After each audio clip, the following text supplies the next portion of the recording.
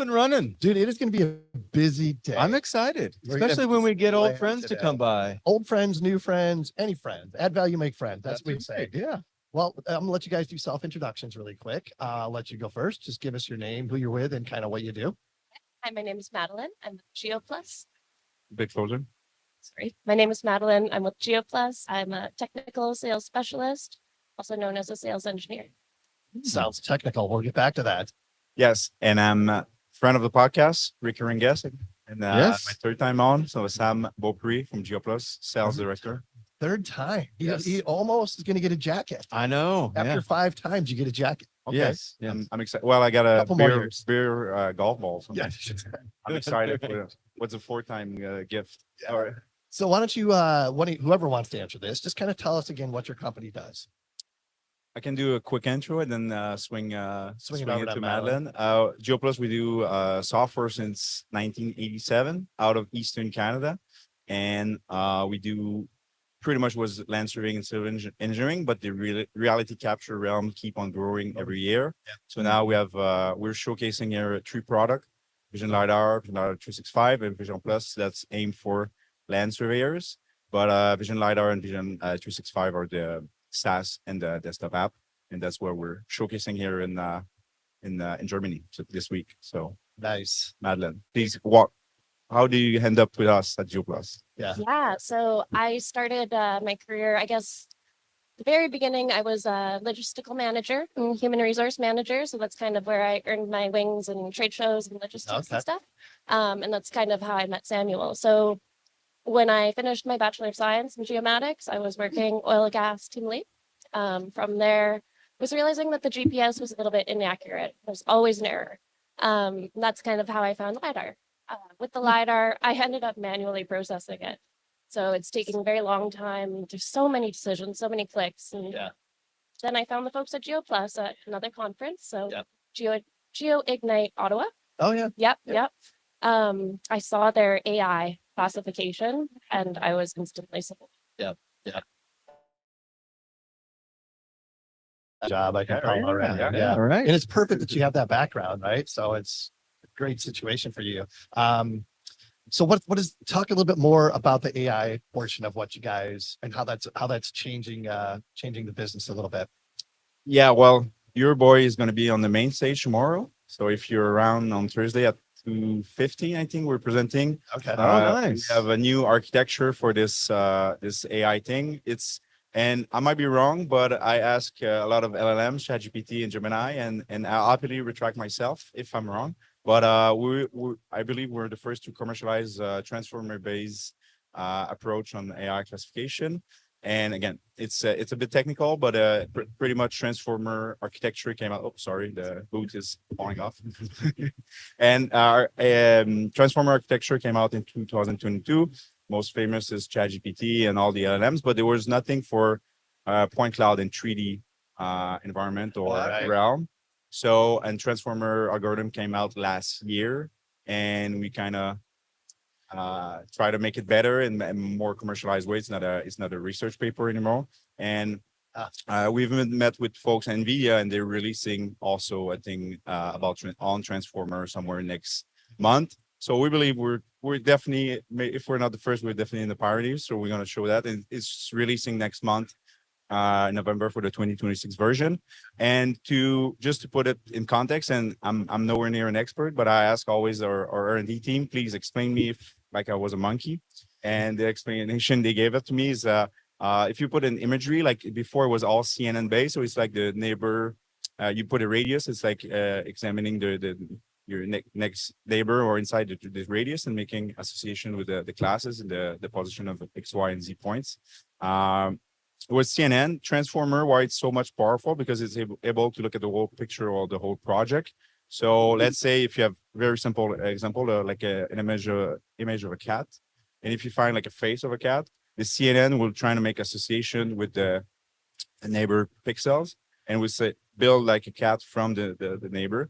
Transformer approach, if he finds a face of a cat and a tail of a cat, there's very likely chance that's a cat in the middle. That's why it's much more powerful. Wow. And to put it in number, we 10x pretty much all the aspect, the training, the classification, and the memory sorry. And remember, oh yeah, you got to look at the camera because everything's falling. But sorry. So with 10x, pretty much all the aspect, and it's lightning fast. It's much better. So we're very excited to showcase this and Wow. present it tomorrow. Wow. I'm seeing 10x right here. Is this the same 10x? No, that's 10xx. Oh, it's Yeah. different. Yeah. And our hotel is, I saw triple X somewhere. Ah, there you So- go. Oh, you're in the wrong part of town though. I know. I don't know. It was cheaper. I don't know why. Yeah, right. So you mentioned something before.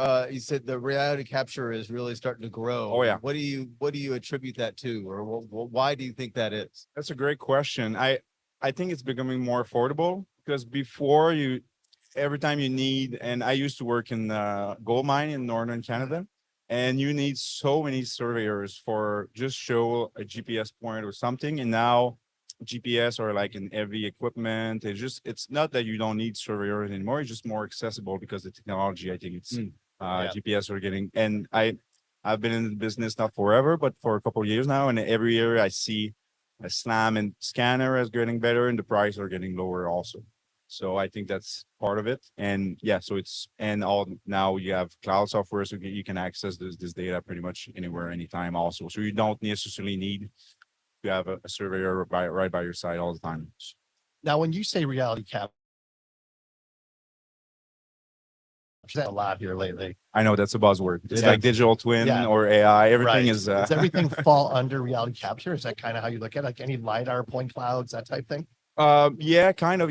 Yeah, pretty much when you want to have access of your environment. And I think not much in the factory manufacturing world is growing more and more. Probably because the scanner and technology has gotten it so good and more accessible.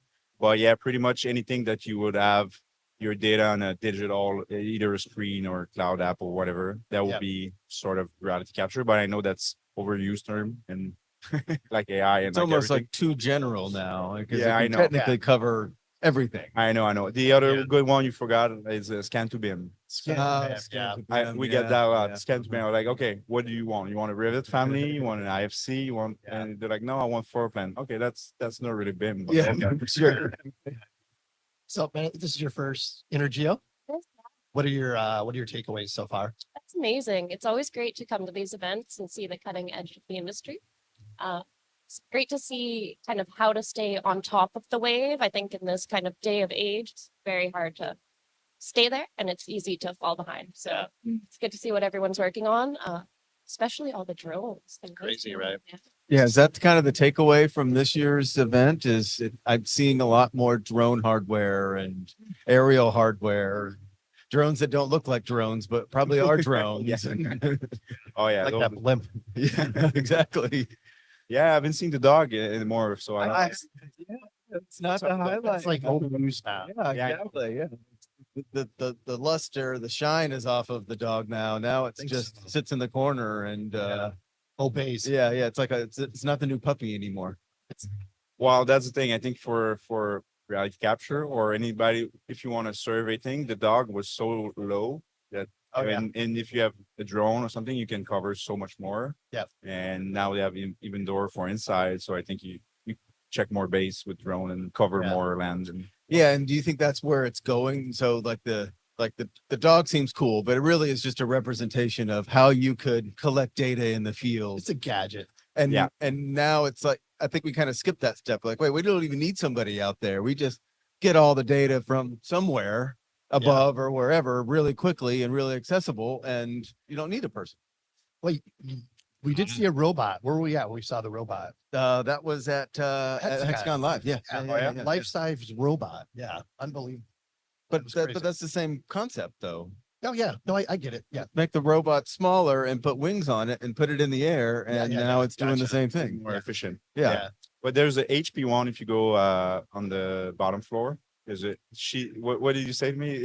It's cute. I'm less afraid than the dog. It's definitely the age that Ollie's coming in.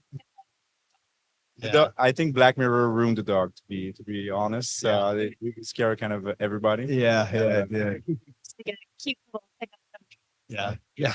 Yeah. That's Well, funny. yeah. So- When Sorry. you guys are here, like, what's the objective? Are you looking for new clients, new partners? You know, what makes this a successful show for you?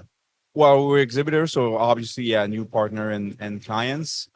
We've been meeting with Mervisoft earlier this week. I'm sorry, Dirk, I can't remember exactly the name of your city, but it was Mervisoft in Cat Deutschland. So we were looking for a partnership with them. It was about 35 minutes away from here. So yeah, Nice. and they pretty much want to cover the German, Switzerland, and Austrian market, a place that we saw a couple of licenses here in Germany because of coming here every year now, but it's not, we don't have a huge presence. So we kind of trying to, you need boots on the ground pretty much everywhere. It's the same Yeah. in the US, same in Canada. So yeah, we're trying to replicate this success here in Europe. So Awesome. I'll lob up this softball and maybe Matt can take it. What's the differentiator between your company and everyone else that may offer something similar? Glad that you asked. So I find that a lot of the other products on the market are great in terms of visualization. Something that's really special about us is that we're founded by land surveyors. So precision and accuracy is extremely important to us. Even within the software, anytime you're making a measurement, you're connecting right to the point cloud.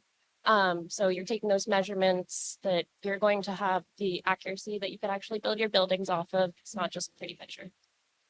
Well said. Yeah. Well said. Yeah, and I haven't talked a lot about it on my third time, but the VR365 is definitely now our golden boy. It's a SaaS app. It will be like close to Cintu for folks that know the software. But I think because of our land surveyor and civil engineering past, we're very strong in mobile. So you guys should check that out. We have I think Cintu is very hard because they charge by scan and we charge by hosting. So I think mobile project have too many pictures. So I think we attract a lot of people with this product for the last year or so. So it's going great. And now everybody's web-based for I went to Autodesk University a couple of weeks ago in Nashville, and now all the new product they're like, yeah, great. You can continue working in the browser. Like, yeah, you know, that's why I sell. Yeah. But it's definitely going in that tangent. And I would just want to mention also, give a shout out to Sean Young and Francis William from NVIDIA. They let us access to their new FVDB framework. So we've been working on that for the last 2-3 weeks, and it's going to be implemented soon. Honestly, there's a lot in there. I think for the meshing and the way they sparse the data. Again, I'm nowhere near an expert, but it's very astonishing. Just to put an example for drone imagery, because we also take photogrammetry imagery. 200 image where the DJI was with regular SFM was taking 2 hours. And now our first test, those 200 image was taking 2 minutes with Gaussian sliding to process. So that's the start of a new revolution. And yeah, they let it for free, but they know they're gonna sell a bunch of GPU cards. So it's nice to be in the industry right now.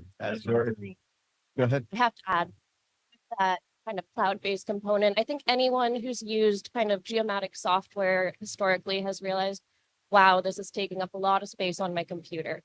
Also generally has a pretty big learning curve to kind of get into it. So one of the things with our Vision LiDAR 365, since it's on the browser, you don't need that memory. You don't need all those capabilities. So it really opens up the field. It's no longer just our geomatics technicians. You can also get the stakeholders in there.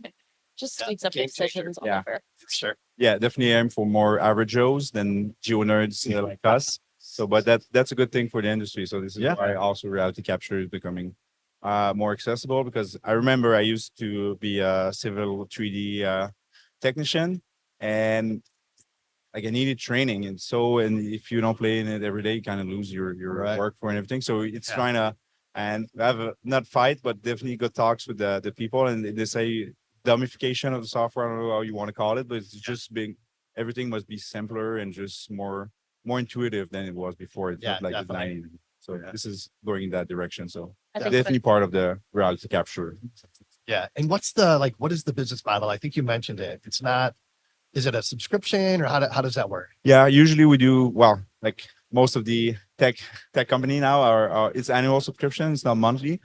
There's a couple person that have like a specific project for a couple months, but usually we go with annual base.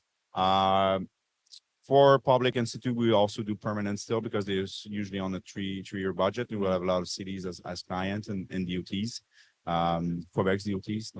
I know Bentley is all over the US, but and they're still in Quebec. No, don't worry. We like Bentley, but not to put shade on it, but yeah, it's going good. Yeah. That's I awesome. heard the Gaussian splats again. Yeah. Oh yeah, love that's that. another Yeah, buzzword. that's That's the another yeah. one. That seems like the common one. We should probably figure out how to say it. Yeah, I don't even know what We'll it ask is or Ross. how it is. Still tell us. I've had someone explain it to me 6 times. I still don't. Still don't get it. Yeah. All I know is it makes it look real. Yeah, right. You can drop G splat. So now G splats. Ah, love it. Now you feel like more tech. Oh yeah. Yeah, I don't know if- Yeah, it does sound well, but once it catches on, it'll be okay. It'll be fine. Yeah. Yeah, there's also in the framework about the NVIDIA, this instant nerve that's even more fast than Gaussian splatting, but the dimension were not for engineering or less Ah, accurate. So okay. it's very for I guess not omniverse, but like VR and like being in. Okay. But Gaussian is like is as good as SFM for dimension. So that's why it's taking off in the AAC realm. That's what it There's a sounds lot like. going on in the space. That's Love for it. sure. Well, how do folks find out more? They can come to our booth if they're here. They can head to our website, geoplus.com. There's definitely a little hyphen in between the geo and the plus. Perfect. Yeah, LinkedIn or socials, and yeah, Yep. come around, and we have lots of beer for the. Well, it's Wednesday, so I'm guessing if you're watching the podcast, you like Geoholics and beer. So All the above. And for the folks that aren't drinking, we're also ordering cases of Coca-Cola and then also the German lemonade bionase. But the Wednesday at Intergeo, there's nothing like it. Oh, There's, nothing. I've been doing a couple of shows now for the last few years, and Wednesday in Intergeo. These German folks, they know how to drink They beer, know how and to it's get time. the party is happening in the conference. That's pretty cool. That's going to be a blast. Well, thank you guys for your Yeah, time. Sam, Thank you so absolutely. Good to see you again, Yes. Sam. Likewise. Thanks for the cool swag. Yeah. Enjoy Yes. the show. We'll see you Good to meet tonight. Madeline. Yeah. Thanks. See you soon.